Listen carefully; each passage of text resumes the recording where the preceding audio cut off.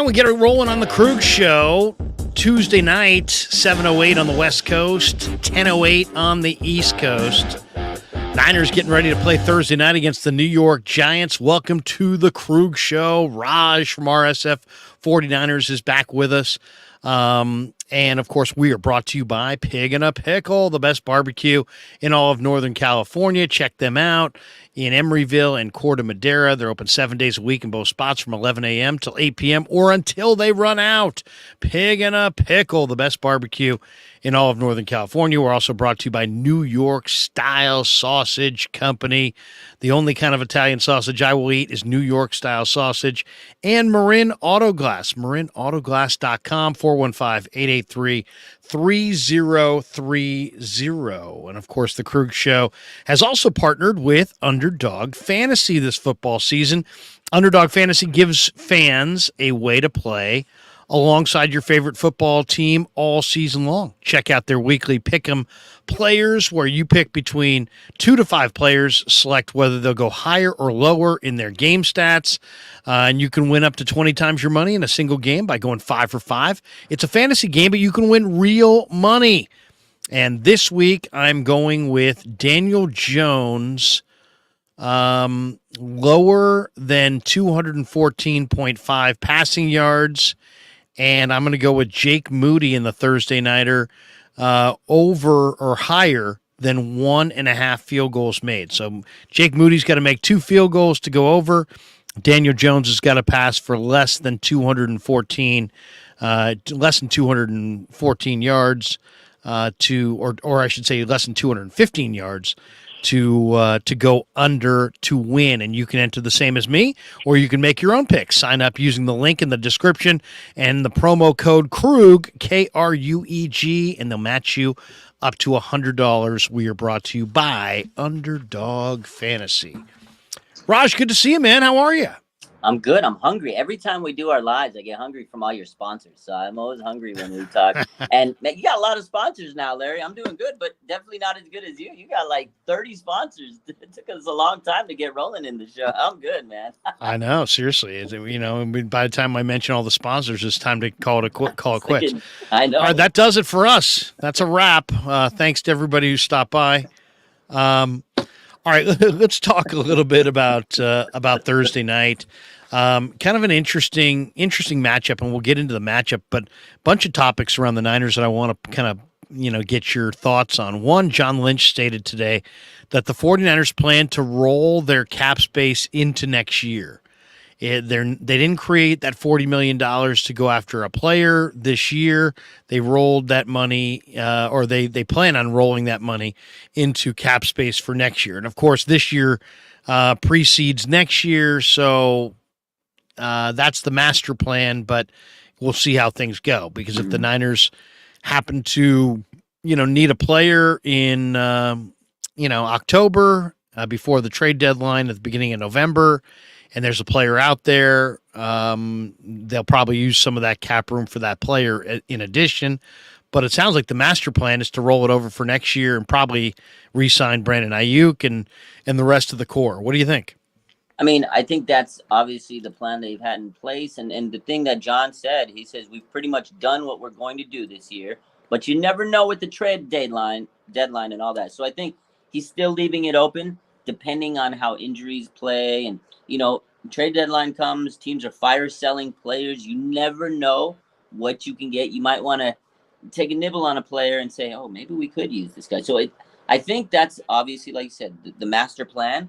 But there could be a change in the plan depending on how the rest of the season goes out. I mean, I think their roster's set. Obviously, they paid Nick Bosa. That was their main priority. I think they want to pay Brandon Aiyuk and maybe even Talanoa Hufanga down the line. But I think they want to wait till after the season. And I mean, if I'm John Lynch, I'm trying to pay Brandon Aiyuk now because his price tag will only go up if he has the season we all expect him to. But, he's going to let the season play out and probably save that money for them, as he said. But you never know. And again, Lynch said you never know what's going to happen. I think just based on how the season's going right now, I know they brought in a veteran defensive back today, but I still think they need a little bit more depth. And I would think that maybe they do make a trade on a cornerback in midseason, depending on who's available. But That's maybe the only thing I see them doing. You mentioned Anthony Brown. I talked to him today. Good guy. Went to Purdue, started with the Cowboys, was with the Steelers just for a month this summer, and is now a 49er. And he sounds like he's real happy to be here. But, man, the Niners, their depth on the corner is, we're 2 weeks into the season, and already that depth is being tested. Samuel Womack's on IR. Now he's probably set to return at some point, but it's probably going to be a month and a half to 2 months down the road. They cut Deshaun Jameson at the 53 cut down. I bet you if they had to do that again, they probably wouldn't have cut him. And seeing the way things have gone in their secondary. But so you have no Deshaun Jameson, and you just mentioned they cut, or Quantrez Knight got poached off their practice squad by the Arizona Cardinals. So Quantrez Knight's gone, Deshaun Jameson's gone, Samuel Womack's gone. Then you mix in the fact that Diamador Lenore and Ambry Thomas, I guess, both got nicked up in this last game. And suddenly it's Mooney Ward, who historically has had a lot of groin issues, and Isaiah Oliver, who's a little long in the tooth. I mean, he's not old, but he's a little older. As the only corners that they have that are healthy.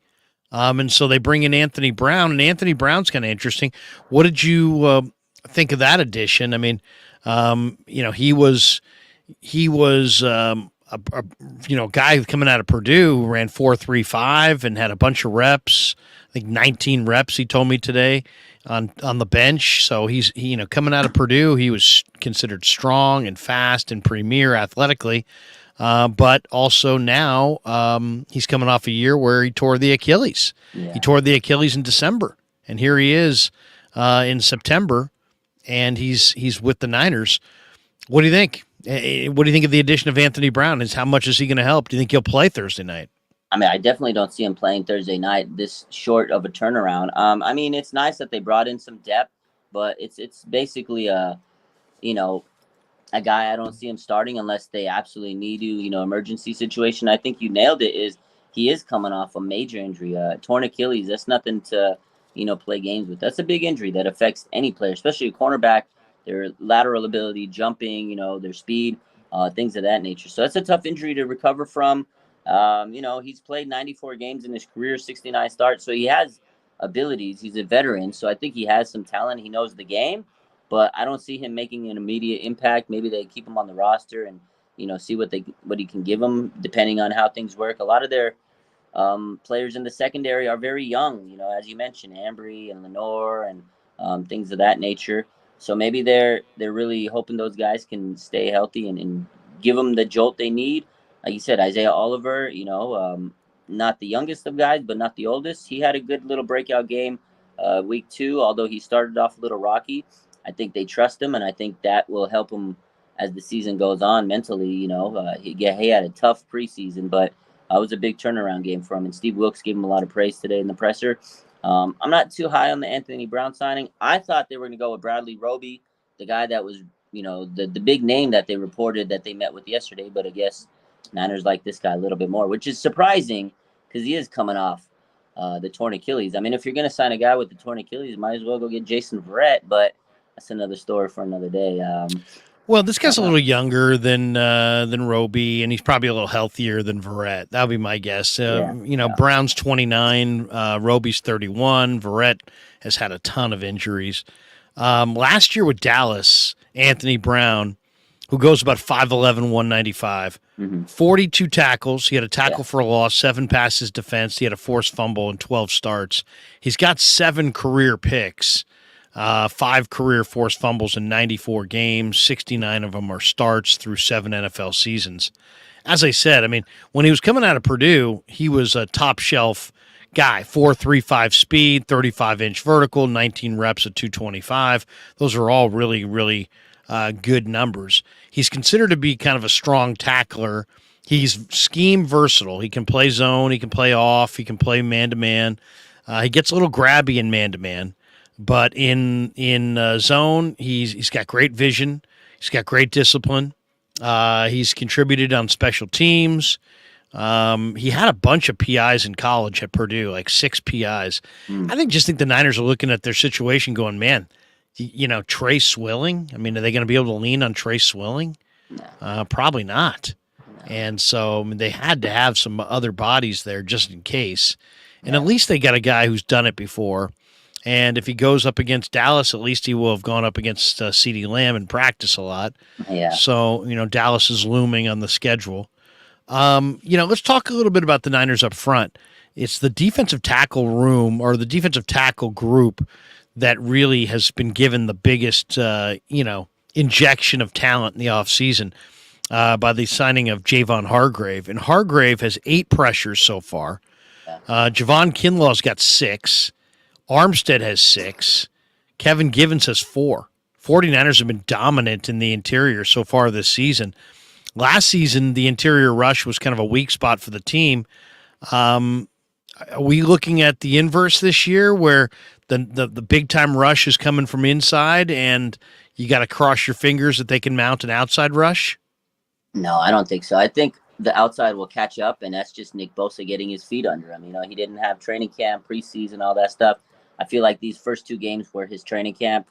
He even said on the press conference after the game, he says, I just needed a few games to get, my conditioning straight. And I think once Bosa once he gets that first sack out of the way, Larry, the floodgates are going to open and everything's going to be right in the world. And I love that this new defensive line interiorly is just going out there and wrecking up shop. As the edge kind of catches up, it's going to be unbelievable. It's going to be hard to stop this defensive line because, like you said, Hargrave, this man's already got 8 pressures. The guy that you mentioned that nobody's really talking about, Javon Kinlaw, 6 pressures. I'm happy for the guy. I mean, he's not making big-time numbers, but he's productive, he's contributing, and he's healthy. As these guys continue to gel with Armstead and everybody, once Nick Bosa gets his, sea legs under him, his defensive line is going to be unstoppable. Clellan Ferrell, Drake Jackson, they'll keep working. So I'm thinking that both sides of the D line is just going to be a well-oiled machine. Once the midseason comes, it's going to be scary, Larry. This Giant team's interesting. That the Giants roll in; they're not 100%. Saquon Barkley may or may not go. Akeem Ojulari on the defensive end spot, he may or may not go. The Giants have a couple of offensive linemen. They're starting offensive linemen that may not be able to go. Seems like Thursday night, such a quick turnaround. It always seems to favor the home team, which in this case is the 49ers. The Giants did come back, though, Sunday against the Cardinals. They were down early in that game. They came back and prevailed 31-28. Daniel Jones threw for 321 yards, 2 touchdowns and 1 pick. What do you think? I mean, what do you expect to see in this one Thursday night? Yeah, well, it's going to be tough for the Giants because they're most likely without Saquon Barkley nursing an ankle sprain. That's tough. You hate to see that stuff. He's their best player offensively. They're going to have to lean on former Niner Matt Breida. Matt Breida revenge game coming. But I think really it's going to be Danny Dimes. Can he use his legs to beat the 49ers? Traditionally, the 49ers, under the Kyle Shanahan regime, they've struggled against these mobile quarterbacks. Can they stop them? This is going to be a test for Steve Wilkes and his defense.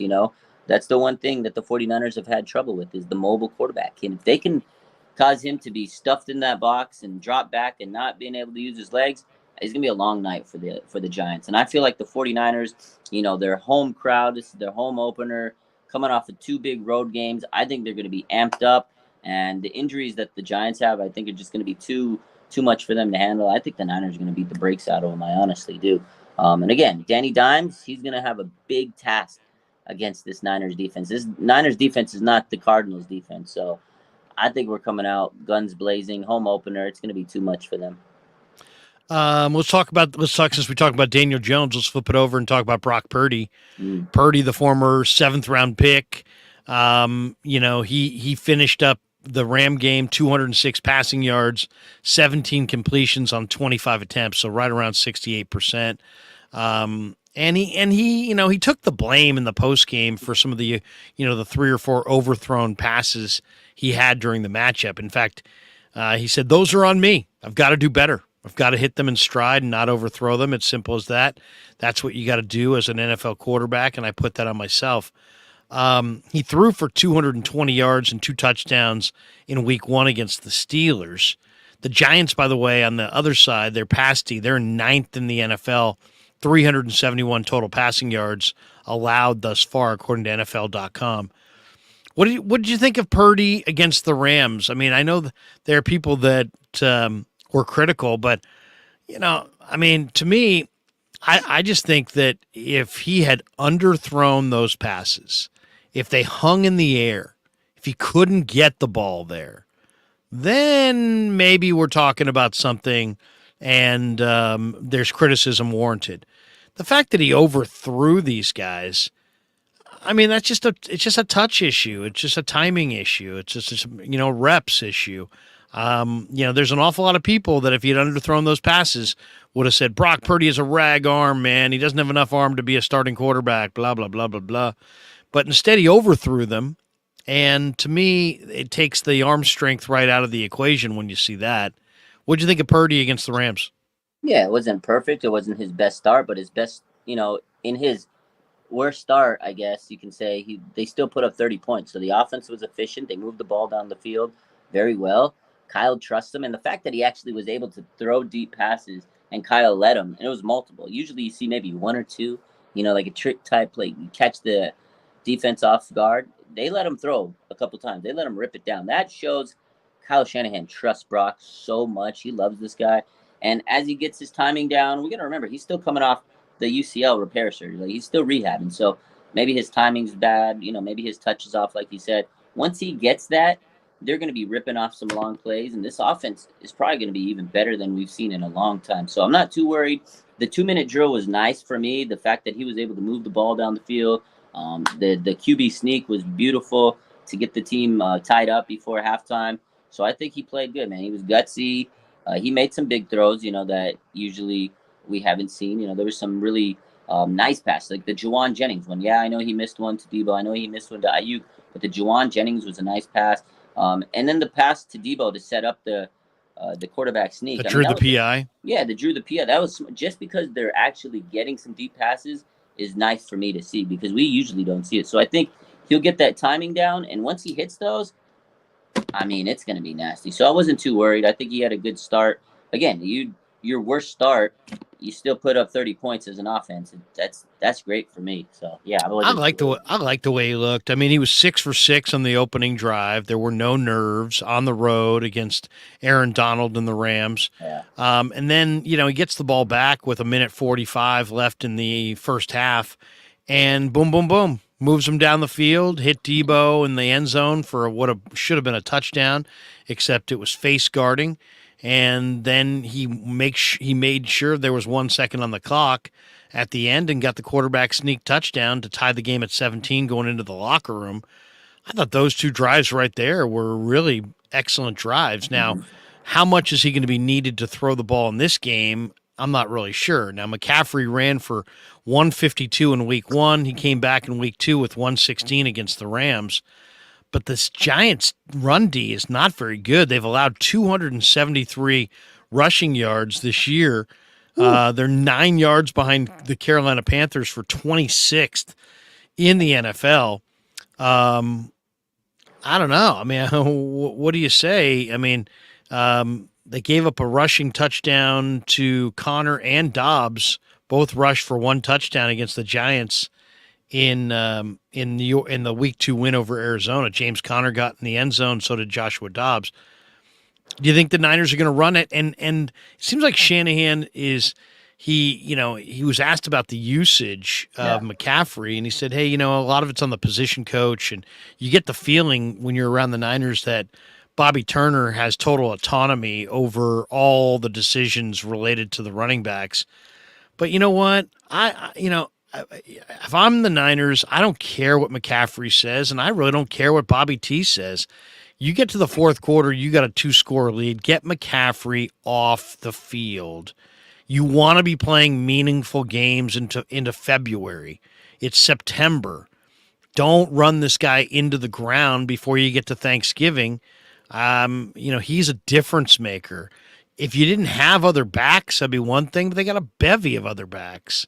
So go to one of these other backs. How hard is that to figure out? I mean, to me, it's kind of somewhat frustrating watching this. It's like, get your star players off the field or be ready to answer when they're done for the year because of a late fourth quarter injury. Get ready to be criticized and get ready to be ridiculed. And it's like, Kyle Shanahan, you are the head coach. Everybody answers to you. So if you don't want McCaffrey in there in the fourth quarter when the game gets more than a one score game, then it's up to you to get him off the field. And to me, they've used him way too much in these first two games.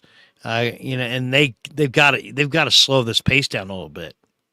Yeah, no, I agree. CMC is just he's the best running back I've seen this team have in many, many. Like, this guy is a star, the best player that Kyle Shanahan could have ever had for this team. A run first team with a guy like CMC. Maybe they just see him and they're like, oh my God, he's just so special, and maybe they're mesmerized. But I agree, and Kyle said it on the press conference Sunday that they have to get Mitchell involved more. They know it. I think he knows he has to be able to take his usage down a little bit, because even before the season started, there was reports saying he's going to use his CMC a little less. And I haven't seen it. This guy's ran every single play with the offense last week. I was like, holy smoke, this guy played every down. I know he's killing the league. I know he's dominating, but we want to see him dominating in the playoffs. I agree with you, Larry. So whatever Kyle needs to do, figure it out, because I don't want to lose this guy at any point in the season. Running backs have a tough job, Larry. They don't get paid as much. We see a lot of running back injuries. You just never know, man. I want to protect this guy. I'm on the same boat as you. Hopefully Mitchell is involved in this game a little bit more against the Giants. And if the Giants' run defense is as bad as you say, you might as well give CMC a light workload to this Thursday and let Elijah Mitchell get a good share of the carries and go into the Sunday on a shorter, on a longer week to prepare for the Cardinals with more time to rest. So let's hope that Kyle can do that. And again, he said it. He says he wants to play Mitchell more. So I agree. I don't know if I would take CMC just out of the game altogether, but limit his workload. You want to play him on the first series, fine. You get up a touchdown, go to Elijah, go to Mason. Heck, activate TDP. Run some other guys. You have Ray, you have Debo, you've got other running backs. Your other running backs are pretty good. Use them. Let's hit a couple supers here. Stand on it says Oliver, Lenore, and Moody have interceptions in the first two games. Yeah. Niners defensive backs have been opportunistic. That's good to see. Yeah. And Johnny Tolbert says, how did the right side of the O-line play to you? I asked Shanahan today about the offensive line. He said he liked what he saw. Was Aaron Donald on the field? I didn't even see Aaron Donald. Aaron Donald, when the Niners play Aaron Donald at times, they've been able to really eliminate any impact that he makes on the game. Outside of the NFC Championship game, in these head-to-head matchups, man, Donald is quiet.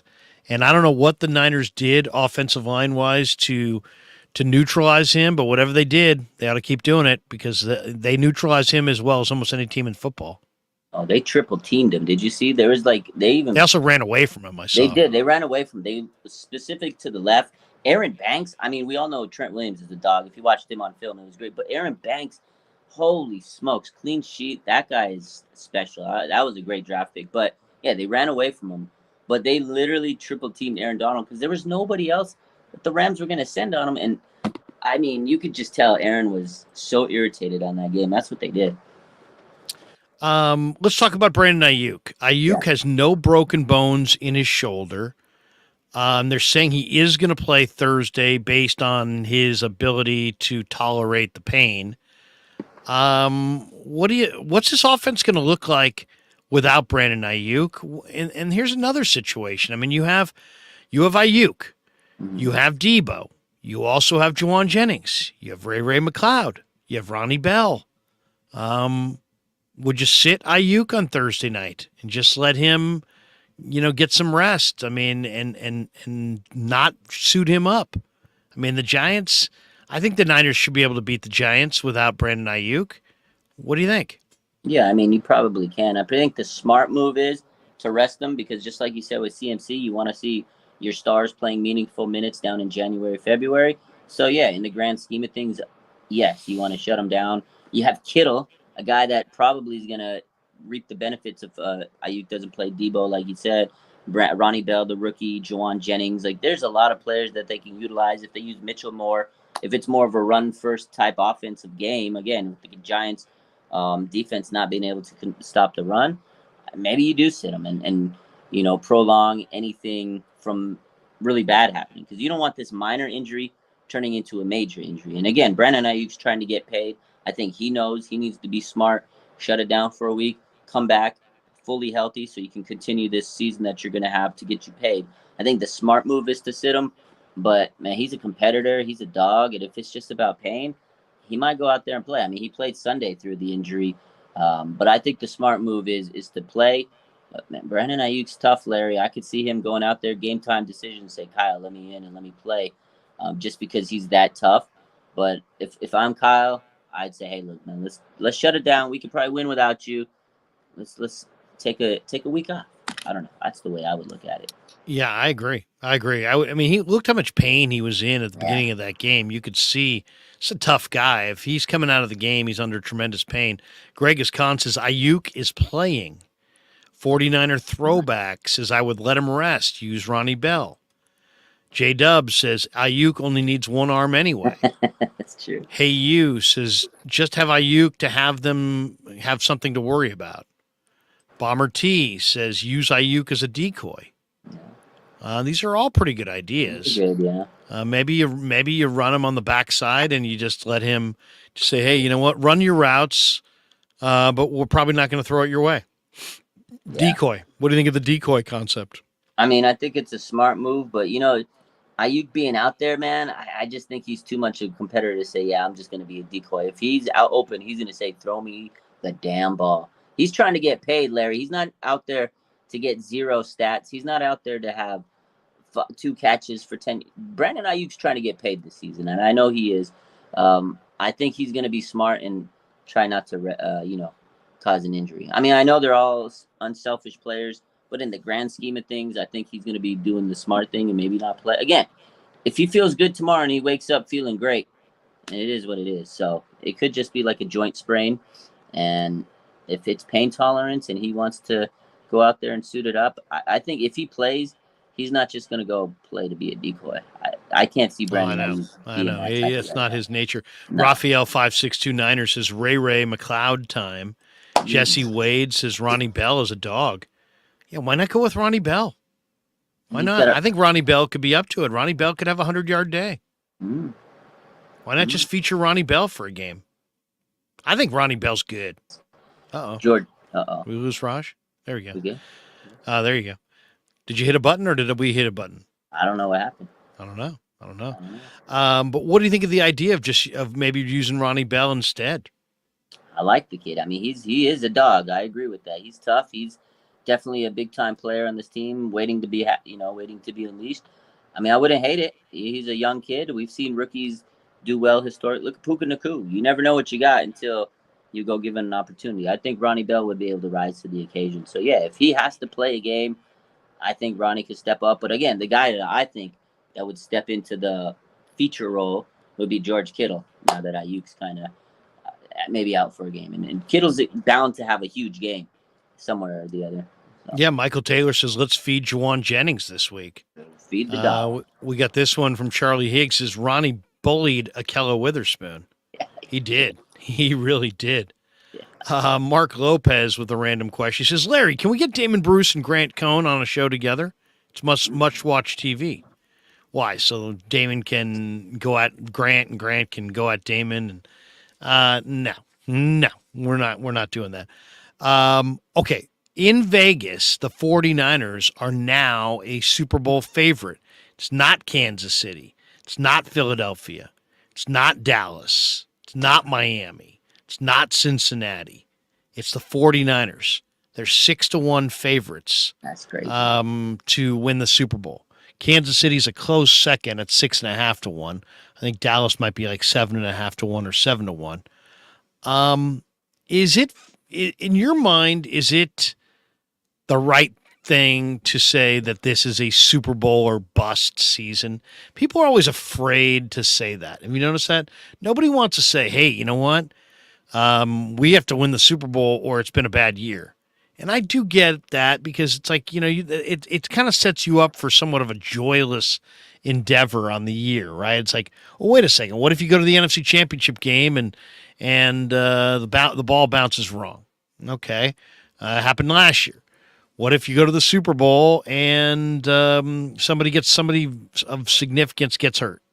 Or what if you go to the Super Bowl and Patrick Mahomes and Andy Reid have a historic performance, one for the ages, and the Niners play great, but they just play greater? I think it's okay. I'm going to be on that side of this. I think it's okay to sit there and say, you know what? It's Super Bowl or bust. It's okay when you haven't made the playoffs for a long time to say, hey, man, we just want to make the playoffs.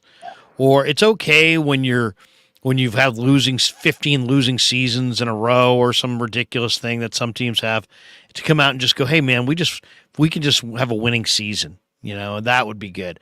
Every team has a different standard every year. And it's okay that the Niners this year are in that Super Bowl or bust mode. And I just think that we should all kind of come to grips with it and embrace it, lean into it a little bit, and just be like, yeah, you know what? That's just what happens when you've been to 3 of the last 4 NFC Championship games and you got a ton of talent and you got a play caller as good as Kyle Shanahan and you got a young quarterback that looks as talented as Brock Purdy and you added Javon Hargrave and took him away from the Eagles. It's okay to be we're in a Super Bowl or bust kind of a year. And I just think if we're going to be completely honest and straightforward, that's it.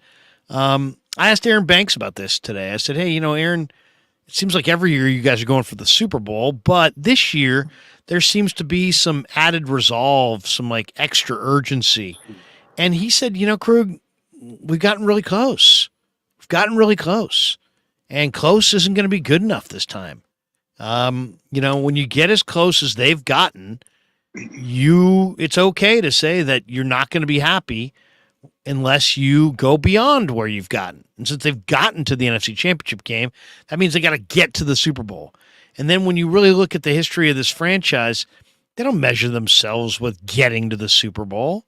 Nobody's walking around going, how many times the Niners have appeared in the Super Bowl? It's how many Lombardi trophies do you have in the trophy case? 81, 84, 88, 89, 94, 5. The elusive 6. The elusive 6th Super Bowl trophy is what they seek. Is it okay that this year's Super Bowl or bust? Absolutely. Nobody sits there and walks around saying, you remember that season they almost won this? Nobody cares if you lose or if you come in second place. This team has been so close to the top of the mountain. You never know what's going to happen. Like, you have players that eventually might leave. Like, for this core, with this highly paid team, Kyle Juszczyk, Fred Warner, George Kittle, Trent Williams, some of these veterans that have been on this team, Arik Armstead, they're not going to be here forever, Larry. Eventually, some of these guys will segue. They'll be replaced with the younger guys they're developing. This is a solid team that has aspirations to win a Super Bowl. What has been the one thing that they've been missing? Quarterback, franchise quarterback. And they might have found him, and I think they have. Christian McCaffrey, a guy that's a star running back. But how many more years does he have left on the tires? The tread is going to get worn out eventually. Like you said, they got to kind of limit him a little bit because at some point, a guy like CMC, he's not going to be what he was right now. And he's in the peak of his career. You got Nick Bosa that just got paid. Deebo Samuel, he's at this peak of his career. All these guys are at this highly paid position. They're all getting, highly paid for a good reason. And they're kind of at the peaks of their career. It's not going to last forever. You brought in Javon Hargrave specifically to get over the hump to beat the Eagles and the Cowboys, to keep yourself separated from them. So absolutely, it's a Super Bowl or bust. I'm not going to sit here and say, oh my God, I'm going to be so upset. But the process and getting through it and getting to the playoffs, it's still going to be a fun ride. But ultimately, these fans have been starving for a Super Bowl for years. Look at Patrick Willis. This is a guy on this team. Yeah, people are asking Cosmos as Raj, what's on your T-shirt this week? Yeah, it's Patrick Willis, the legend, right? We all love Patrick Willis. P. Willis. But those rosters, remember those rosters? Stacked team, they got it. They finally got to the Super Bowl, and they lost. And then look what happened after that. It was a big fallout. Players left. The roster was never the same. You just never know what's going to happen. who knows if Trent Williams is going to be here from a year or two from now. So with the team that they have in place, absolutely a Super Bowl year for them. They got to make it, man. This is the best team they've had in a very, very long time, man. And I think this has to be a Super Bowl or bust type of year. I'm not afraid to say it. I mean, look at this roster, top to bottom. It is probably the most complete roster in the NFL. I think if this team doesn't win a Super Bowl, it'll definitely be it'll be a disappointment. I think, in my mind. Killa for Nia 187 says, "I'm starving, bro. I'm starving." How about them Niners? Says, "I was born in '94. I'm so hungry." All right, here we go. Since you got that T-shirt on, Willis and Bowman, Warner and Greenlaw. Who's the better combo? Right better now, combo. Willis and Bowman, Fred Warner, Dre Greenlaw. I'll still give the edge to Willis and Bowman, but they're closing in. Warner and Greenlaw are closing in. It's close, man. It is very close. But I'll still give the edge to Willis and Bowman. But man, oh man, I'll tell you, Fred Warner right now is playing the best football I think I've ever seen him. I wouldn't be surprised if he's in that Defensive Player of the Year conversation when the end of the year comes. But I'll give the edge to Willis and Bowman, man. I mean Willis was a blue chipper, top 5 pick. Bowman was a second-round pick, but only because he was short. Otherwise, he would have been a first. Penn State linebacker with tons of instincts, speed. They're just a little bit more dominant. Little bit more dominant. Fred is a great player. Greenlaw is just a destructive hitter. Yeah. In some ways, I think Greenlaw might be the best hitter of the 4. But yeah, I guess I would lean a little bit with Willis and Bowman. A little bit. It's close. They've bridged the gap. Warner and Greenlaw. They've bridged the gap, man. It's close. It is close. Yeah. Scott Broyle says, talking about Super Bowl or bust, he says it absolutely is. They cut bait with Trey Lance, declared Brock the franchise. They signed Javon Hargrave. They restructured everybody so money is on hand, and many guys are aging. Next 2 years, or maybe never. Yeah. I mean, it seems it sounds like putting a lot on the table, but don't run from it. That's the truth. The truth is there's a lot on the table. The truth is that that don't be afraid of high standards. Don't be afraid to shoot for the moon, because I mean the bottom line is you're not going to be in that situation a lot. You're gonna. It's one of those things that if you're certain years you come up, you got this kind of talent. Now they've got this kind of talent. All right, I want to share the screen on this one because this makes me laugh. All right, here, did you see this from earlier this week? I'm pulling this one off Twitter. Here we go. Bosa on the outside. Wait. Did you see this, by the way? I mean, I think Armstead, but this is Shannon Sharp. Shannon Sharp. Listen to this. This guy gets paid lots of money to analyze not all football, just NFL football, not college football, not baseball, not basketball, just NFL football. Listen to his commentary here, and we can comment on it. Here it is. Shannon Sharp, the pride of Savannah State. At one point, he was considered the second best Sharp to his brother, Sterling, who was a great receiver. Yeah. But Shannon is in the Hall of Fame, and Sterling, for whatever reason, didn't make it. I'll still go. If it was up to me, I got one catch, and I got to throw it to somebody in the Sharp family with the game on the line. I'm throwing it to Sterling Sharp over Shannon Sharp. But here's Shannon Sharp earlier. But a signing that went unnoticed is that you mentioned Bosa on the outside. You got Armstead, but they signed Jerome Hargrove. But a signing that went unnoticed is that you mentioned Bosa on the outside. You got Armstead, but they signed Jerome Hargrove. There you go. They signed Jerome Hargrove. Oh my God, he didn't even know the players. He doesn't even. He almost called Nick Bosa Joey Bosa. That was the first almost mess up, and then he screwed up by calling him Jerome Hargrove. You got one job, Larry. Raj. They signed Jerome Hargrove. You got one job. I'm Lenny Kregner, and that's my man Rad. Oh man. I'm Jerome Hargrave. It's Javon Hargrave. Javon Hargrave. It's not that hard. I'm Javon Hargrave, not Jerome Hargrove. I don't call you Lenny Kravitz. You're not Lenny Kravitz. Oh my God. I love that. I absolutely love that.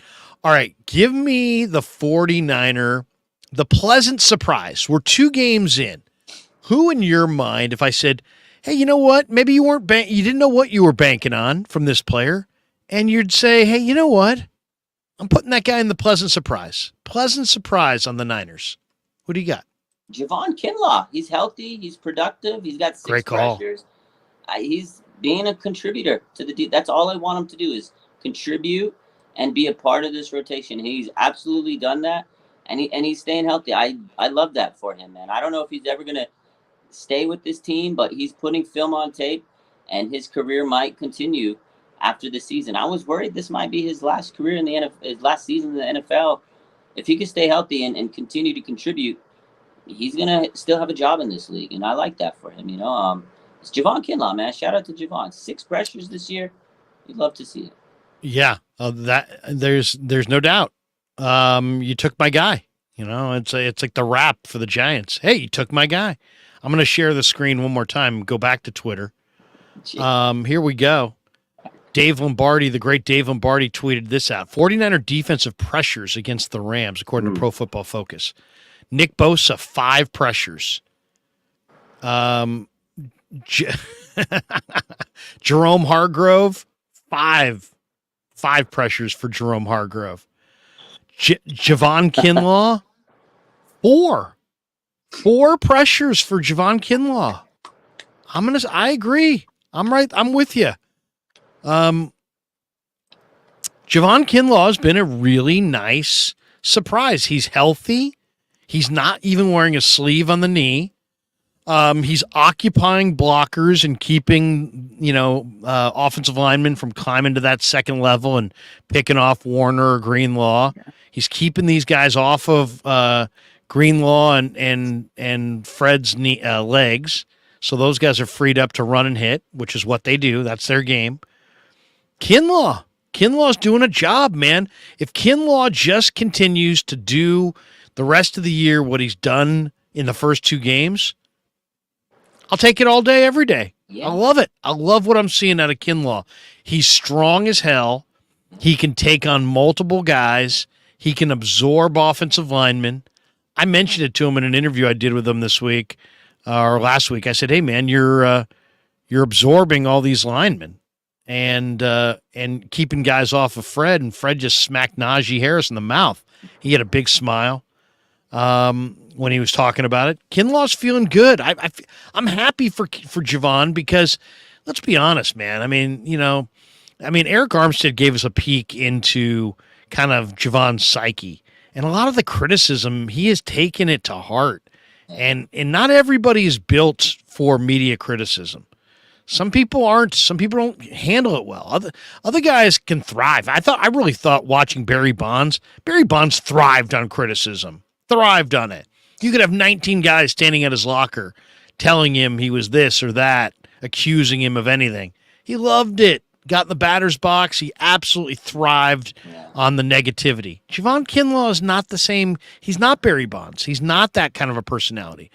The criticism bothers Javon, and it weighs on him, and it doesn't make him better. It makes him question himself. And I just think that right now he's in a good headspace. I think he's in a good place physically. He's playing, with a bent knee. Playing with leverage, playing with low pad level. When he plays with low pad level, Raj, man, this guy is a force. He is strong. There are very few defensive tackles that can match this guy's strength. I love what I've seen out of Javon. He's just been if he can do this all year, wow, watch out. Yeah, no, like you said, I'm happy for the guy because I think mentally he's in the best place he's ever been on this team, and that's good for him, man. Happy for the guy. I mean, he's not a bad guy. He's gotten a bad rep because of the injuries and the fact that they took him in the first round. They got rid of DeForest Buckner, and he just carried this black cloud over him, the stigma when they drafted him, a lot of pressure, and he didn't live up to the hype, but he's playing good. He's doing his job and he's contributing in a positive fashion, and I like that for him. So yeah, 100%, I love it. Yeah, no, great to see. Absolutely great to see. I'll give you a couple more that have been pleasant surprises.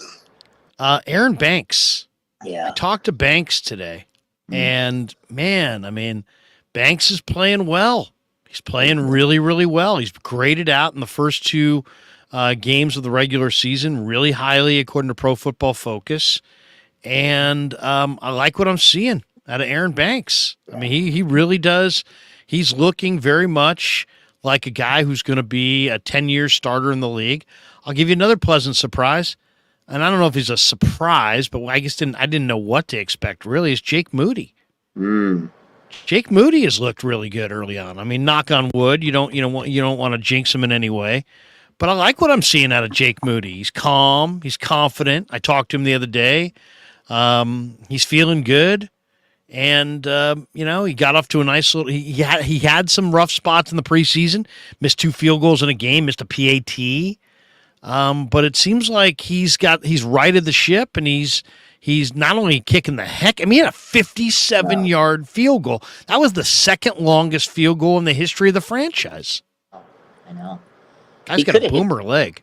Could have went for 60, and I'm proud of the guy too because this offseason he was ripped apart after the preseason. He got iced out. He missed kicks, quad injury, and everybody was calling for Robbie Gould. And this man has weathered the storm. It's early, but he looks like the franchise kicker we all thought that he would be when they drafted him in the 3rd round. So yeah, I'm proud of the guy. I'm happy, and he's a rookie. There's a lot of pressure on him, and he has the stigma of being a 3rd round kicker, and he's knocking him down. That 57-yard field goal was money. Holy smokes. Seriously. And right down the middle. And this is what we've been seeing in practice. Yeah. This is what the guy does in practice. He absolutely stripes it right down the middle. Mark Lopez says, Larry, if I can't get Damon and Grant, can you get me Sharp and Raj? Take him down. I'll take him down. That would be awesome. Sharp and Raj going back and forth. All right. Since we went pleasant surprise, give me somebody that you're like, hey, man, I want to see more. I need to see more. Is there anybody that I don't want to say you're down on? That might be a little too harsh. They're 2-0. Yeah. They're 2-0, and they've won convincingly. But is there anybody that you're like, I don't know. I need to see a little bit more. Yeah, absolutely. It's Colton McKivitz. I know he had a better game this week. Aaron Donald was basically stonewalled, but that first game against TJ Watt, I mean, TJ Watt's a beast after watching last night's game. So, I mean, it's tough. But I just haven't seen enough of Colton to really think, that first game was like, oh, and the second game was like, okay. So I don't know. I don't know what Colton is still. It's just 2 games, and I'm still scratching my head on what I think about Colton McKivitz. So I need to see more on him. It's not a bad thing. It's just I'm not sold on him yet. I need to see more of Colton McKivitz out there. That's probably the guy that I'm really like, can he be a solid right tackle for us? Because like you said, Aaron Banks has just looked phenomenal on the other side. But Colton, I'm still scratching my head on. That's the guy I need to see more of. That's fair. That's fair. He hasn't. First of all, he probably had the toughest assignment of anybody in pro football in week 1, right? TJ Watt. And if you don't believe me, go ask Dawan Jones how he's feeling this morning after trying to block TJ Watt last night. Watt busted through, forced a fumble, or Highsmith busted through, forced a fumble. Watt jumped on it, ran it in, ruined my Browns cover last night. I'm going to go Nick Bosa. Okay. I mean, come on, man. You paid Nick Bosa a ton of cash. Yeah. We were told all season this guy can roll out of bed and sack the quarterback. Yeah. All right, let's see it. He's yoked up, and he looks good, but he hasn't really gotten to the quarterback. I don't know. I'm not sure. But I would like to see I'd like to see Bosa be a little bit more loose and limber and dominant. He seems a little tightly wound right now, a little thickly muscled. He just seems like a little bit more kind of like robotic or whatever. He just seems a little stiff. Yeah. I don't know. It's like, you want to lift and you need to have great strength, and he has awesome strength, but is it possible that he lifted a little too much? Is it possible that he's a little too yoked? He looks a little stiff in the upper body. That's a good take, Larry. Honestly, that's probably the best answer you can give is Nick Bosa, because he did sign a massive contract, 170. And I think his stats, if you look at the box score, is very underwhelming. Although PFF's graded him the highest, player on the defense back-to-back weeks. You take PFF with a grain of salt, but he's had a lot of pressures in there. It's not that he's just not cleaning it up, but I feel like, again, he's just not in game shape. So maybe he was lifting a lot and getting himself and keeping himself in shape. But going out there and practicing and going through drills is a whole different story than lifting every day, which I'm sure he kept his body in shape. So, and I do notice that sometimes he seems a little bit more tired than he normally would. Last year, he came out the gates and he was just spectacular. I think this year it's taking him a little bit of time to get, going. And I also feel like there's probably a lot of pressure on him to live up to a $170 million contract. So I feel like he is playing a little bit more tense because of the money, and he has to prove himself to everybody. But I just feel like once he breaks the seam and once he gets that sack, this floodgates will kind of open. But yeah, I agree with you. He definitely has underachieved right now compared to being $170 million. Like I think the fans expect him to have 2 sacks every game, I mean, Lombardi has pointed this out a couple times on Twitter.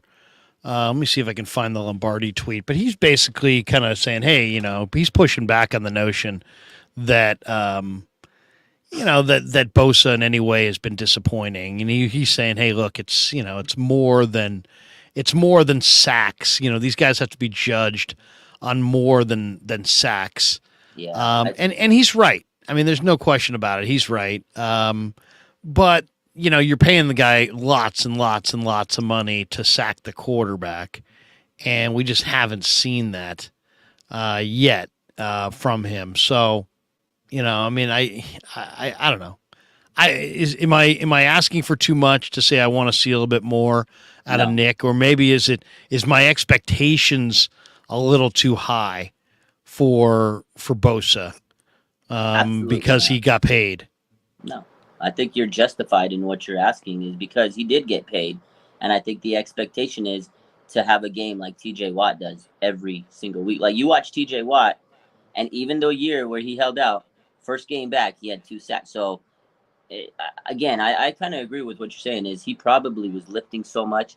I don't know if he was doing any cardio. And lifting is different than going up against tackles in practice, and getting your body set in that motion. So, these last 2 weeks have been like training camp for him. And I think the expectation for the fans is they need to see him getting sacks. And I agree. Like Lombardi says, his pass rush win rate is probably the highest in the league. I think that's one of the stats that's been tweeted out over the week. He has been getting pressures. I know he gets doubled and tripled, but for a guy that's getting paid $170 million, Larry, I mean, you expect him to at least have some of those sexy stats in the box score. Although he does affect the game in many ways, even if he's not getting sacks. But there's no doubt. I mean, here's what Lombardi tweeted out. He said there are 3 NFL defenders with Pro Football Focus scores over 90 through 2 games. Micah Parsons, 93.6. Jesse Bates, the former Wake Forest safety, Jesse Bates the third, 93.3. He's a great coverage safety. And Nick Bosa, 92.7. So that's pretty damn good considering he's probably still rounding into form right now. But man, I'd like to see him sack the quarterback a little bit more than we've seen thus far. Thursday night, red throwback jerseys for the home opener. What is your favorite Niner uniform? That's the one, man. Those red. The 94 red throwback, the Deion Sanders Super Bowl 29 jerseys and white pants. Yeah. Red top with the black outline of the numbers. It's a good look. Beautiful jersey. Those are my favorite. That was my favorite season. those are my favorite jerseys. And I kept saying for years, bring them back, bring them back. And when they did, I was like, wow, I gave the 49ers all my money and I bought jerseys because those jerseys are beautiful. I remember as a kid having one of those jerseys, and now I have one, I have a Kittle and a Warner, and they're just so beautiful, man. They're the best jerseys in the world. So yeah, those are my favorite. Absolutely. I kind of like the road 94s. Those are nice. Yeah. The icy white. They're just so clean, man. Yeah. I mean, it's just so clean. With the white pants and the white jerseys.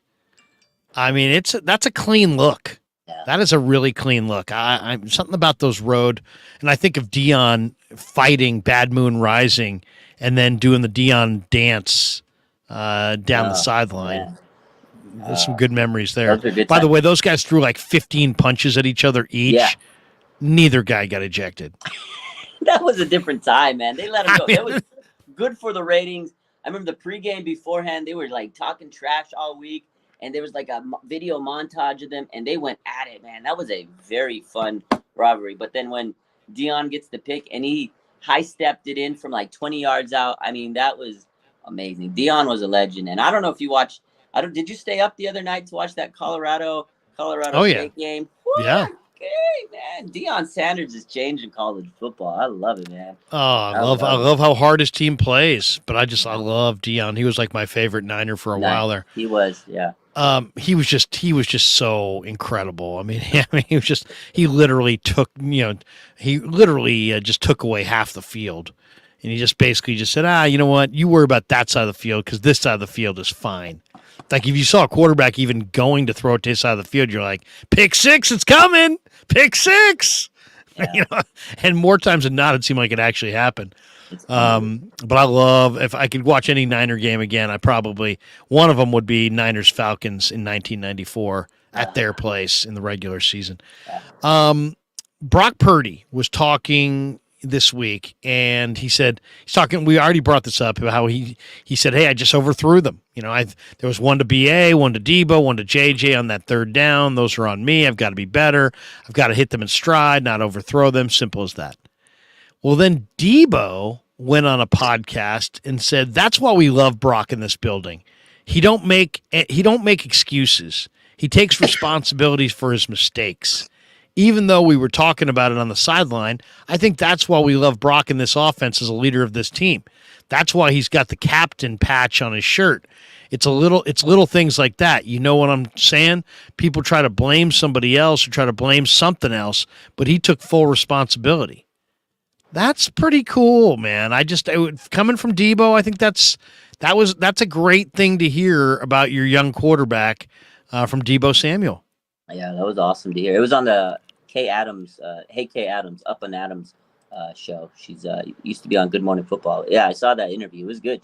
I think they do a weekly thing now every Tuesday. Debo's on her show every week, and he's had some good interviews with her. But that was probably the best thing he said all so far, and I like to hear that. You want to hear that out of your franchise quarterback, and it just really shows you how he is as a young quarterback. Like he's taken the onus on him, even though he didn't have like a horrible game. He says he can still get better, and it just shows you when the other captains of this team see you, and that's why they love you in the locker room.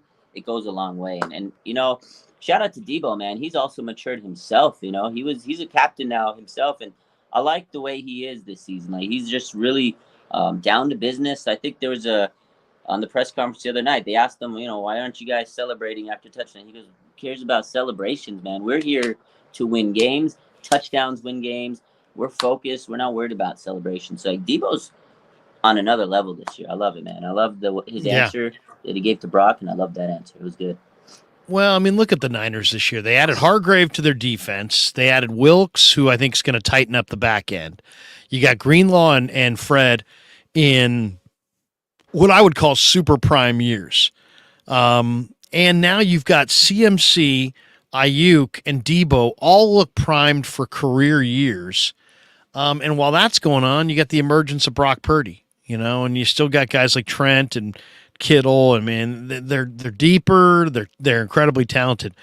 We're coming down the home stretch, just a couple more, and then we'll call it quits. Let me hit a couple of these chats. Michael Taylor says, we have a gem in Aaron Banks. Yeah, I talked to Aaron today. He's a great guy, man. Really great guy. I love talking to Banks. Gizmo Maltese. How do we match up against the Cowboys this year? What do you think? What do you think, Raj? It's interesting because Dallas. Dallas has C.D. Lamb, Brandon Cooks, Michael Gallup. So they got three real good receivers. Kavontae Turpin is a burner as well. Dallas has got a pretty good offensive line. The only thing about Dallas is, Dak never seems like he plays great. They lost Dalton Schultz. They were trying to replace him with Jake Ferguson. To me, that's a step back.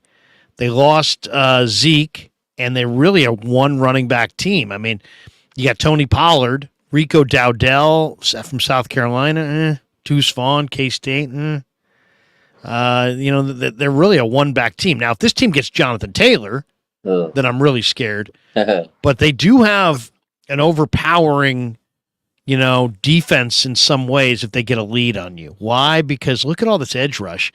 You got Micah Parsons. You got DeMarcus Lawrence. You got Dorrance Armstrong. You got Sam Williams. You got Junior Fajoko from San Jose State. You got Dante Fowler. And then the tackles, Osa, the kid from UCLA, is a tremendous player in his second year, third-round pick in 2021. Mozzie Smith was their first-round pick this year. They got Neville Gallimore, Jonathan Hankins. So it's a big physical line with a lot of pass rush.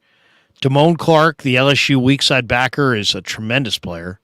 Van Der Esch, when he's healthy, is also strong. They added Stephon Gilmore as a free agent. They traded for Noah Igbenogany from Miami, so they got another corner there. Jordan Lewis, Deron Bland, Trevon Diggs, Malik Hooker. Wanye Thomas is a really good safety. Really good safety. They got Jaron Kearse and Marquise Bell, who are these almost like safety linebacker type guys. Dallas to me is a bully on D. Yeah. If they get a lead, they got a lot of pass rushers. They got a lot of guys in the secondary that can pick off passes. To me, they're a bully. If you can run it on them and get the lead, I think you can neutralize them. If you can, I think Dallas is a team that, we'll see. Is Pollard going to stay healthy all year? If they get Jonathan Taylor, then I'm nervous. If they don't get Jonathan Taylor, I think the Niners defense can stop Dallas's run, and I think the Niners can run it on Dallas. I think it's a good matchup for the Niners, but they have to play with the lead. They're not going to be one of these, spot Dallas 14, come from behind. No. When Dallas gets a big lead, they put a lot of rush on you, and they put a lot of pressure. You saw it in week one. Yeah. They've had two blowouts against the Giants and the Jets, but, that's a soft beginning. How do you see Cowboys-Niners matching up? A fun matchup, man. We always know it's a tough game between them. They're probably one of the better teams in the NFL, not just the NFC. So are the Niners. Two of the best defenses in the NFL, man. You got to give them their credit. As much as I hate the Cowboys, Parsons is a dog. Diggs, he's good when he's on. It comes down to the quarterback position for me, Larry. And Dak Prescott has not had a good, career against the Niners. The Niners own that guy. Fred Warner knows his tendencies. Like, the 49ers know how to game plan for Dak Prescott. They have great players, CeeDee Lamb and all the guys you mentioned, but 49ers pressure getting to Dak Prescott in his head is the difference. And I think the 49ers can defeat him. A 49ers offense is also pretty damn special. It's a close matchup. I think, both of those teams, they're going to be fighting each other because they're both bullies, like you said. It's going to come down to who gets the turnovers, as it always does. And I think Dak Prescott will be the one to make the mistakes when they play. But it's not going to be easy. Again, the last two times we've played them in the playoffs has been some battle. It came down to the end. So I still think Dallas matches up well against us. As you said, they got a lot of really solid players. Their offensive line, it's good. It's not as good as it has been. And I think that's where we're going to wear them down. And the difference, I think, is going to be Javon Hargrove, as Shannon Sharp would call him.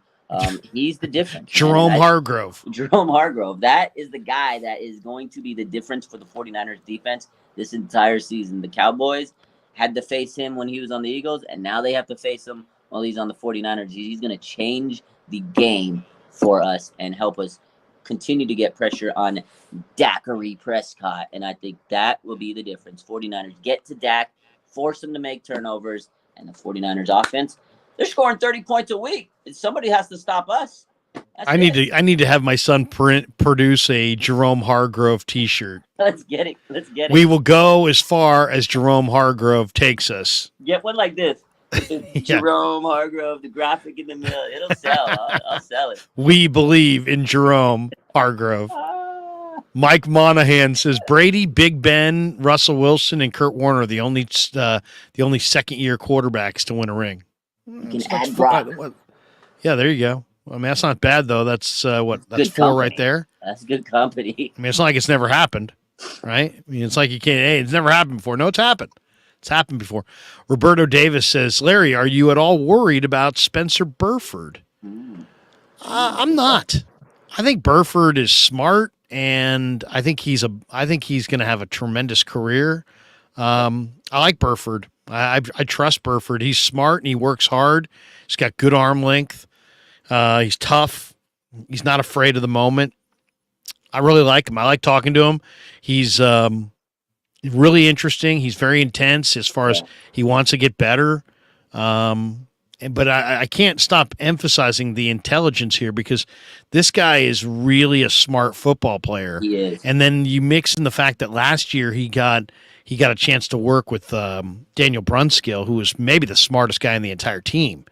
I just think that Burford this year, when you talk to him, I mean, he is keenly aware of his role on this line and how hard he needs to work and what he needs to work on. And he's just a guy that is very interesting when he's kind of going through the challenges of the year as he sees it. So I'm a big Burford fan. I'm not worried about Burford. Are you worried about Burford at all? No, I agree with you. He's very smart. He's worked hard this offseason to get himself stronger. I think, he's having, a slow start, what people are saying, the penalties and stuff like that. Because you got to remember, last year, like you said, they had Brunskill, and he was rotating a little with him. Now he's kind of being the lead dog out there at the right guard spot. And I think just getting his footing right and his chemistry with Colton McKivitz out there, I think once they gel and get their chemistry down, everything's going to be fine. I'm not worried. I've talked to him many times. I got a lot of respect for Spencer. He's a good guy, man. He's smart. He'll figure it out. He wants to be like the best. Like the way he operates, the way he thinks, his mindset is, I want to be like the best guy out there. Because he knows the better he plays, the more money he's going to make and things like that. He wants to be successful. He's learned a lot from Trent Williams. He's soaking it all up. I think he's going to be fine. I think him and Banks are going to be two solid players for this team for many years, man. We have 2 guards. We're lucky that we have 2 very solid guards on this team that they drafted. But I think he'll be okay. I know it's a slow start for him, but he hasn't been horrible. He's got to clean up those penalties. And, I think he'll be fine. Couple more chats, and I got one last question, and we'll call it quits. Mike Monahan says, Kinlaw looked vulnerable when you interviewed him, Larry. Okay. So I think it's probably a fair evaluation. We got this one, 49er Empire. Kinlaw changed his whole diet. He went full keto, no carbs, kills inflammation. Did you know that? I didn't know that. I didn't know that. That's nice. Got to ask him about that. Yeah. Krug, Cosmos says, Krug, awesome that you interviewed him, talking about Kinlaw. Showed true passion for the game. Unfortunately, the Grant thing put shade on him for a bit. Yeah, that's true. Yeah, I think both, once again, some guys don't respond well to criticism. There was a guy being criticized, and he, Javon probably went a little too far. Grant probably went a little too far. What's a classic It definitely got contentious and ugly, but, I don't. It wasn't. Let's just say this. It wasn't either guy's finest moment. We'll leave it at that. Really. Let's leave it at that. That's good. Hey, you says he always seemed angry in his early interviews. Yeah. Well, I think it goes to what you said. Is it was hard for him to accept that criticism, and he was like being defensive. And some people, not just in sports, in anything, when you get criticized, sometimes you do feel defensive, and you learn from that. You grow. You mature. I mean, I'm sure we've all been defensive in times, but He definitely matured. El Camilo Dorado said, Larry, don't defend Grant. Persona non grata. Come on. Grant's not a bad guy. Grant's a good guy. He's not a bad guy. And if you think he is a bad guy, you probably just don't know him the way I know him. I think he's a pretty good guy, to be honest. He's done a lot of good things for me. He didn't have to. I think he's a good guy. I think Lowell's a good guy. I think his kid's a good guy. And that's just, but if you don't like him, that's up to you. But it's funny how Grant becomes like the biggest story on everybody's YouTube channel because he's a force of nature on YouTube. JC Montana says Grant has opened the doors to many of your favorite YouTubers, including Larry. Bingo. True.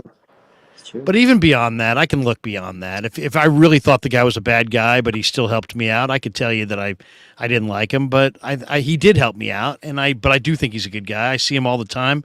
And he's not an evil person. He's a good guy with a good personality, and he's into it. He doesn't put out the kind of content that I put out necessarily. We're not necessarily the one and the same.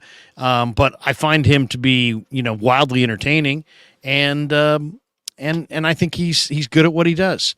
I think he's a bright guy, and I think he's got, there's a reason he's got 65,000 followers on YouTube. It's not because he's bad. It's because he's putting out a perspective, and he's interesting. And you can dislike him, and I'm sure there are probably people with the Niners that aren't thrilled about some of the things he says, but at least, he's not doing it he believes what he says. Let's just say that. We got one more here. We got this one from Corey Lindsay. He says, Larry, what's your score prediction on Thursday against the Giants? I'm going to say 49ers 35, Giants 14. 35-14. Okay. What do you think? I think it's going to be, I'm close to around 30. I say about 33 to 10. I think the Niners are just going to dominate this game. 33-10. It should. Okay, and then let's finish with this. As far as we're 2 weeks in, you've got the 2-0 squad is Miami, Baltimore. Only 2-0 teams in the AFC, by the way. Dallas, Philly, Washington, Atlanta, New Orleans, Tampa, all 2-0, and the Niners. That's the 2-0 crew. The 0-2 crew, the winless crew, Bill Belichick, who suddenly doesn't look all that great post Tom Brady now, does he? Cincinnati, probably the biggest surprise at 0-2. Yeah. Houston Texans are 0-2 under D'Amico. The Chargers are 0-2. How about that? Fired a coach. Sean Payton and the Broncos, Russell Wilson. Supposedly this was going to be the big turnaround. They're 0-2. The Vikings are 0-2. Justin Fields and the Bears are 0-2. Bryce Young and the Panthers are 0-2. The Arizona Cardinals are 0-2. So, Raj, looking around the NFL landscape a couple weeks in, forget the record because it's early. There's going to be some 0-2 team that probably makes the playoffs. If I had to pick which one it would be, maybe the Chargers, maybe the Vikings, Bengals, maybe the Bengals. Yeah, I don't know. There might be a 2-0 team that doesn't make the playoffs. If I had to pick one there, I'd probably go with the Buccaneers. Not a big Buccaneers fan myself. Who's the team or teams that you've seen in the first 2 weeks that you are really impressed by? Who do you like? Is there somebody that you like a lot more today than you did, let's say, this summer?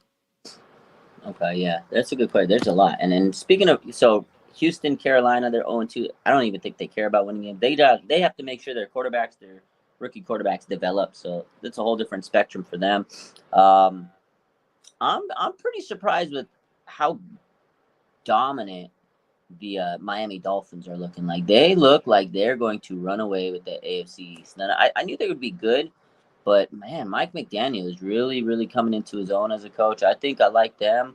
Bengals, they don't look too hot. I think Joe Burrow's injury is definitely something that's going to continue to fight with them. I think he should have taken time off with this season early to start this year. It's looking bad for Joe and those Bengals. I think they can pull it around and get to the playoffs. I'm also impressed by the Tampa Bay Buccaneers. You said they're undefeated. Yeah. I can't. Baker Mayfield is playing with no pressure. He had no expectations coming into the season. Buccaneers, that division's crazy. They got the Falcons, the Saints, and the Buccaneers all playing good football right now. They're all, I think they're all undefeated in the NFC South. So I'm super surprised with the Buccaneers right now. I cannot even believe that they're undefeated right now. I mean, maybe they'll come down to earth right now, but Baker's playing good. He's playing with absolutely no pressure on his shoulders. Everybody expected them to be a garbage team. Tom Brady's gone. Oh no, here comes Baker. I'm impressed with the Buccaneers. But in the AFC, yeah, the Miami Dolphins, man, unbelievable. That offense is super high powered, and I guess I'm not surprised that the Chargers are 0-2 because Brandon Staley, that head coach, he's got to go. He's wasting Herbert's career out there. God, he's bad, isn't he? Yeah, he's bad. They And just lose. I just don't. I don't like the way he runs the game, which is the job of the head coach. Yeah. To run the game. I'll say this: I kind of liked the Browns coming into last night, but now, man, they lose Nick Chubb. Deshaun Watson's now had back-to-back games. He looks lost. He doesn't look like the same guy. Now they don't have Chubb. I expect they'll probably pick up Kareem Hunt. I kind of like the Browns because I like them on the line of scrimmage. I think their O-line's pretty damn good. I think their D-line, led by Myles Garrett, is very good. But, man, you take out Nick Chubb and you don't have a second running back, really. I mean, Jerome Ford, okay. But, I mean, they don't have, in past years, they've had Kareem Hunt. Now, maybe they'll pick up Kareem Hunt now, but I don't know. To me, the Browns losing Nick Chubb is a major, major loss. And if you had told me there's one back in football that you have to draft for your fantasy team, and I was all about this guy in the draft. I didn't get him, but I would have drafted Nick Chubb. I would have looked around and said, Nick Chubb's indestructible. He's big, he's powerful, he's running behind a really good line. There's some great receivers on this team. Watch out, Nick Chubb will have a monster year. But that hit, Minkah Fitzpatrick, that was borderline dirty. I mean, that just looked awful. I don't know. Why are you going that hard at the side of a guy's knee when his leg is planted? I mean, that was just – I saw that this morning, and I almost was sick to my stomach. I mean, it was so gross. It was just such it was just awful, just an awful thing. And it was amazing to me that they did not show that on TV last night. We've seen so many injuries they have shown, and they didn't show this thing. It was a very Joe Theismann-esque kind of an injury. But I would say they're the team that I was hot on going into this week. Okay. But I'll tell you that the team that really has impressed me is the Jacksonville Jaguars. I mean, Jacksonville's better than you think. Calvin Ridley, Christian Kirk, Jamal Agnew, Zay Jones have got some good receivers. Trevor Lawrence is coming on. Seems like Evan Ingram is a much better fit in Jacksonville than he ever was with the G-men. Yeah. And then offensive line-wise, I mean, Walker Little and Ben Barch on the left side is not bad. You got Brandon Scherf at right guard, the rookie Anton Harrison at right tackle. That's not disastrous. And then you got two good backs, maybe three or four if you like JaMychal Hasty or Ernest Johnson, but Tank Bigsby and Travis Etienne. But what I really love about the Jags is the D. Inside, I mean, they run a 3-4, but inside they got Folorunso Fatakazi and Adam Gotsis. I really like that duo. Those guys are really tough against the run. Josh Allen might be a little dinged up right now, but Josh Allen looks like he's primed for a big year. You got Trayvon. They're linebackers. Josh Allen, Trayvon Walker off the edge, Devin Lloyd and Foysad Alukan in the inside. That may be the best four linebackers in the game. And then on the back end, Darius Williams is an underrated corner. Tyson Campbell's a terrific young corner. They got some talent. I mean, I really like the front seven on their D. I think their O-line's a little underrated. If Trevor continues to improve, if Etienne stays healthy, Ridley is a big-time receiver. Kirk has got a lot of speed. So I kind of like Jacksonville, man. I like the way the Jags are looking. Yeah, I like them too. I thought they were going to be one of the better teams in the division. I actually had them beating the Chiefs. I was a little. I was one of my upset picks of the week, and they lost. But the Chiefs, getting back Kelsey and Chris Jones was huge for them. The Jaguars played them tough. They kept them on the ropes. But Jaguars are going to be a good team this year. they should run away with that division they're in. So I think they're a good team. Calvin Ridley, man, yeah, the fact that he was able to get to that team is he's gonna make this league regret suspending him last year. That's the way I look at it. Is this guy's a phenomenal receiver. Trevor Lawrence got lucky getting him. He's gonna be great because he has those guys around him. Yeah, Josh Allen in that defense, super underrated. Good team, man. But going back to that Chubb injury, that was brutal, man. You hate to see it. Prayers up to Chubb. It just probably gonna be a career ender. He had a similar injury like that when he was in college in Georgia. I remember seeing that. And when I saw that injury last night, I was like, oh, man, that literally looked like the same type of way his knee bent. It's brutal, man. So, yeah, Chubb, I hope he's okay. I hope he gets through this injury. But, man, I tell you, these running backs need more money. They play such a hard position. They got to figure out they got to figure out a plan. They can't right now. This plan doesn't work. No. Teams are afraid to draft these guys. Nobody wants to pay them. It's like, the Chiefs just won the Super Bowl. They did it with a rookie running back and Isaiah Pacheco. The Eagles had Miles Sanders. They kissed him off at the end of the year instead of paying him. Nobody wants to pay any of these backs. Nobody wants to give them a second contract. They got to figure out some CBA arrangement that takes into account their value in the game and the violence that they subject themselves to. I mean, my son played high school football. He played wide receiver and corner. And I remember one day he came home and he's like, "Yeah, our running back got hurt, Dad. They're going to play me at running back." And I'm like, "What? No! Oh my God!" It made me sick to my stomach just thinking about it. And he's just not built for that kind of punishment. And the running backs take a ton of hits, So I'm a little concerned. I'm a little concerned, by the way, about the way that whole thing's coming down. We had one more in here I wanted to get to. Somebody said here it is. Ryan Mack.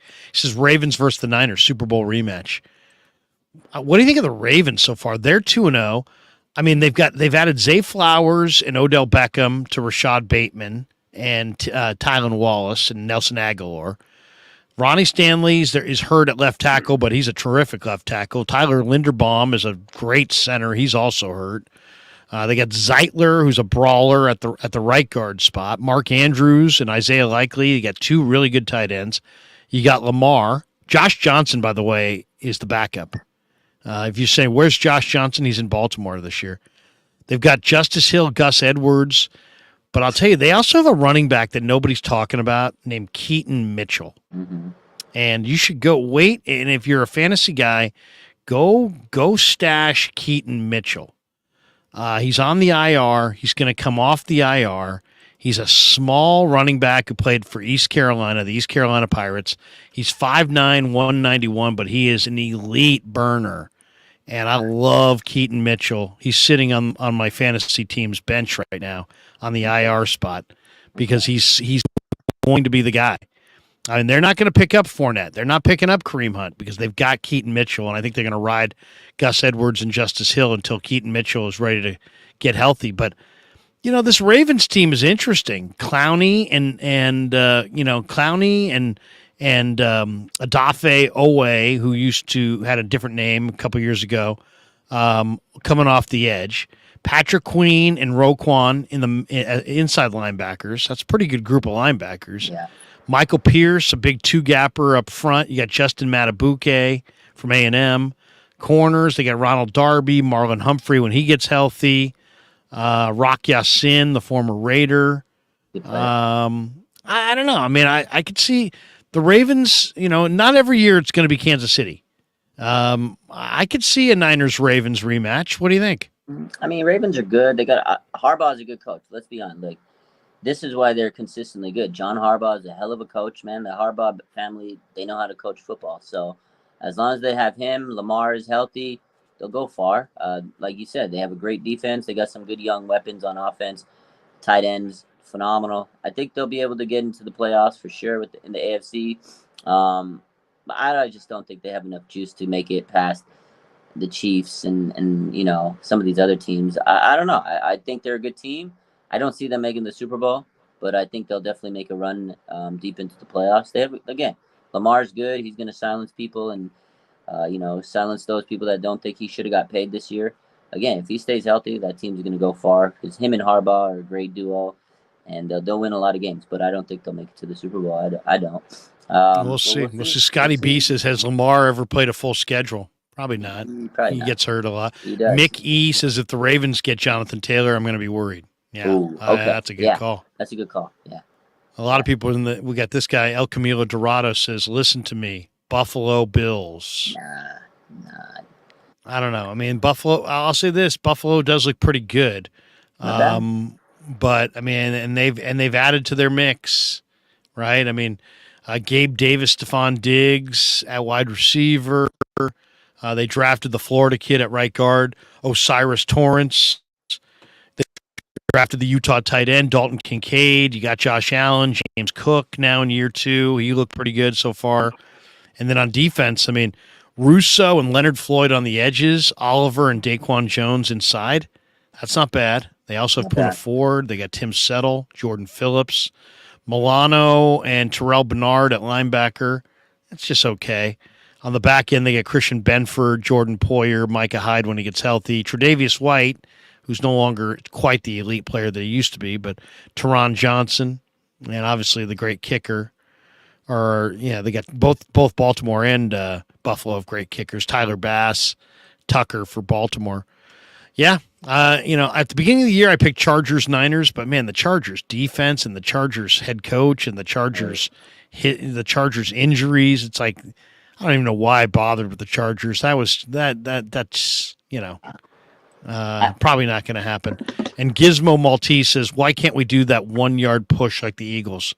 I wouldn't mind seeing the Niners copy the Eagles. I wouldn't mind that play. Their O-line, though. Their O-line is so good. That's why it works all the time. I know people are critical of it, but if it works and you can't stop it, just be better. Try to stop it. But their O-line is so good. That's why it works. But I wish we could do it too. Yeah, I would love it. The rugby scrum, if you want to call it that. Push.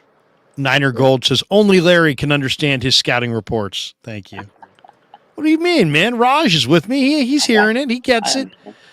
Raj, good stuff. What do you got cooking the rest of the week? What do you do post game? Oh yeah, we do our post game show. We go live on YouTube, live on Instagram. Who do you do it with? Just you? Yeah, usually me. Sometimes I get people to join.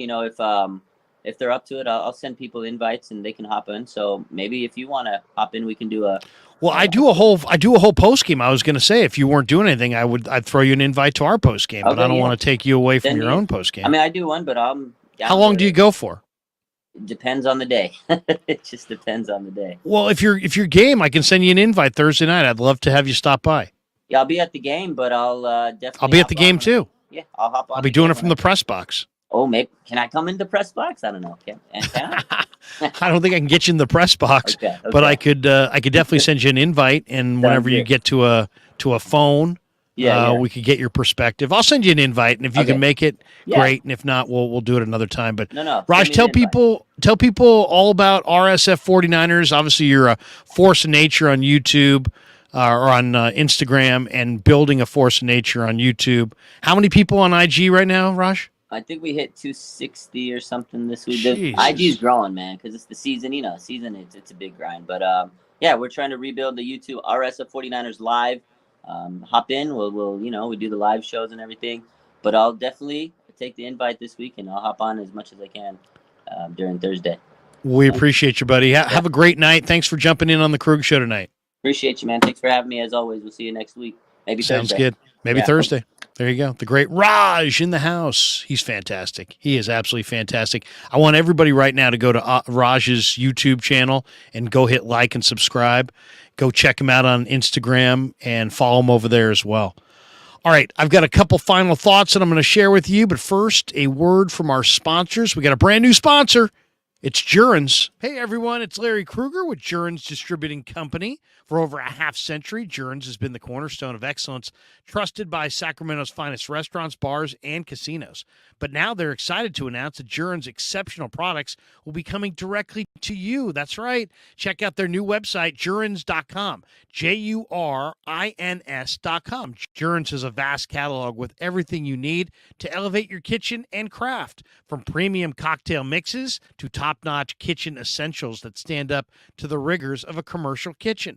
And here's the best part. When you shop at jurins.com, you enjoy free nationwide shipping. That's right, free shipping. Jurins is able to offer customers best-in-class prices on all their products because they buy directly from the manufacturer and they cut out the middleman. But wait, there's more. For a limited time, get a fantastic 10% off your entire order by using the promo code Krueg, K-R-U-E-G, at checkout. Make sure to check the link in the description and use that promo code Krueg, K-R-U-E-G, at jurins.com.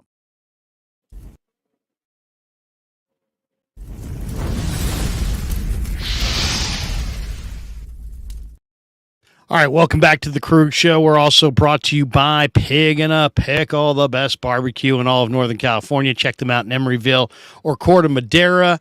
Every day somebody calls me and says, Krueg, I'm over here at Pig and a Pickle. Are you here? And I'm like, no, I'm not there today. But thanks to Damon and Mary for being the proud sponsor of the Krueg Show. And here's what their location in Marin County looks like.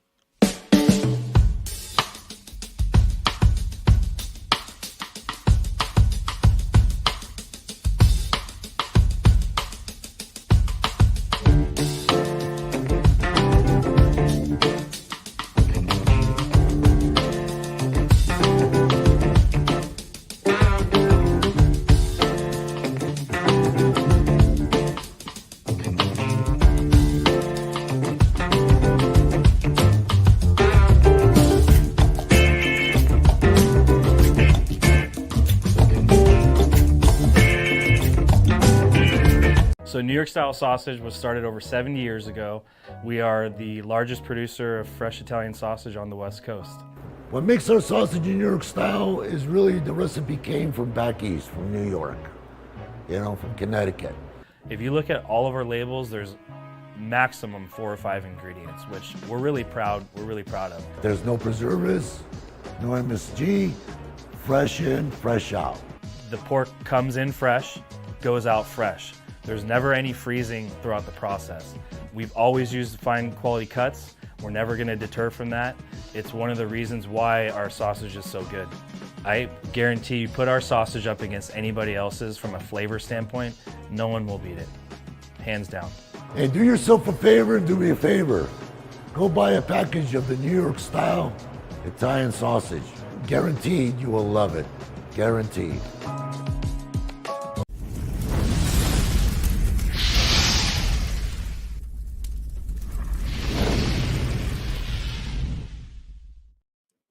All right, coming down the home stretch on the Krueg Show. Thanks to Raj from RSF 49ers for stopping by. All right, let's get you set up for the Krueg Show the rest of the week. Tomorrow is Wednesday. So tomorrow in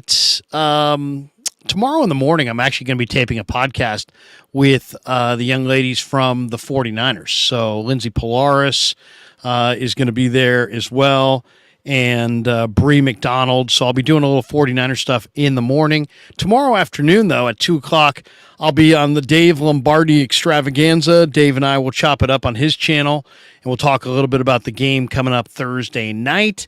And then tomorrow night at 7 o'clock, Kevin Krueger, my son, will be in the house, and we'll have our call-in show, our once-a-week call-in show, which we do on Wednesday nights. We'll do it tomorrow night at 7 o'clock. Kev will join me from Cal Poly, and we'll take your phone calls, your video calls tomorrow night. Looking forward to that. That's always one of my favorite shows of the week. Thursday at 11 a.m., you can catch me with Damon Bruce on the Damon Bruce channel. We're going to do a little show in the morning on his channel. And then there'll be a bunch of videos I put out on Thursday, and then I'm off to Santa Clara for Niners and the G-Men. And I'll be on with Dan Dibley and Mark Willard on 95.7 The Game before the game, and then check me out on the post-game show with Kev and Baller and JD and Raj. Who knows? Maybe Ryan Dan as well. But we'll do a little post-game from the stadium tomorrow or Thursday night. And then Friday morning, usually Jack Hammer and I get together at 11 a.m. on a Friday morning, and maybe we'll do the same this week. But Friday at 8 a.m. will be all our show with Damon Bruce, the morning after show, 49er Wake Up. We normally come on a Monday because they usually play on Sunday, but playing on Thursday, we're going to have another edition on Friday. So 49er Wake Up at 8 a.m. on Friday morning. That is going to be the quick turnaround because we got the night game, the post-game show, then I got to drive home. But I'll be up at 8 a.m. with Damon Bruce, brought to you by Palmetto Superfoods, and they do a fantastic job. The acai bowls are absolutely amazing.